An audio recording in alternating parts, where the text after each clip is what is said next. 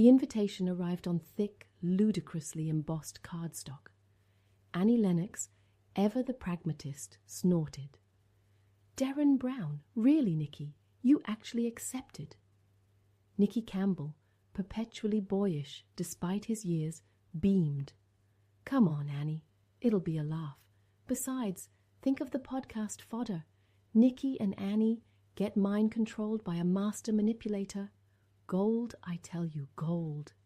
And so, they found themselves in the front row of Derren Brown's live show, the air thick with anticipation and the faint scent of dry ice. Annie, clad in a severe black suit that screamed, "Don't mess," observed the audience with a skeptical eye. Nicky, on the other hand, was practically vibrating with excitement. Midway through a particularly baffling card trick, Brown's eyes, unnervingly intense, locked onto them. "And now," he announced, his voice a hypnotic rumble, "I need 2 volunteers. Someone discerning, someone iconic. Ah, yes, Annie Lennox and Nicky Campbell." A spotlight blinded them. Annie groaned inwardly. Nicky, however, was already halfway to the stage, dragging a reluctant Annie in his wake. "Welcome, welcome," Brown boomed, his smile radiating a suspicious level of charm. "Now, Annie, Nicky, I'm going to attempt to influence your subconscious. Nicky, I want you to think of a childhood memory, something embarrassing." Nicky's face flushed a delightful shade of crimson. Annie could practically see the cogs whirring in his brain, desperately trying to suppress the image of him dressed as a fairy for his school play. Brown snapped his fingers. "And Annie, I want you to think of a song that haunts you." Annie's lips tightened.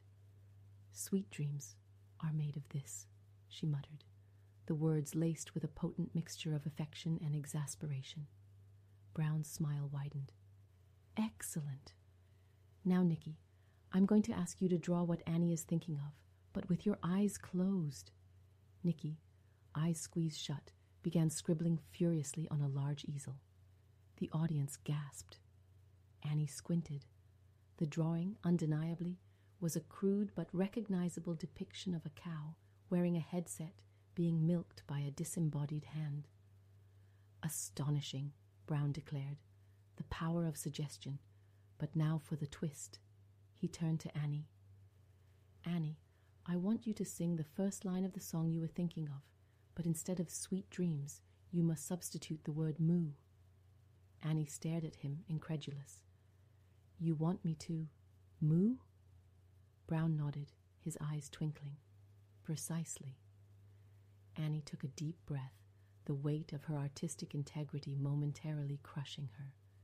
Then she looked at Nicky, who was now doubled over with laughter, and a slow smile spread across her face.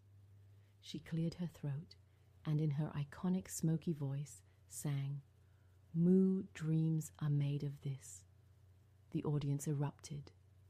Nicky collapsed onto the stage, tears streaming down his face. Derren Brown, for the first time that evening, looked genuinely surprised. As Annie took a bow, she couldn't help but think that perhaps, just perhaps, Nicky was right. This would be excellent podcast fodder, and maybe, just maybe, she'd finally exorcise the ghost of sweet dreams, replaced instead by the absurdity of a bovine-themed sequel. The real magic, she realized, wasn't in mind control, but in the shared absurdity of the human experience.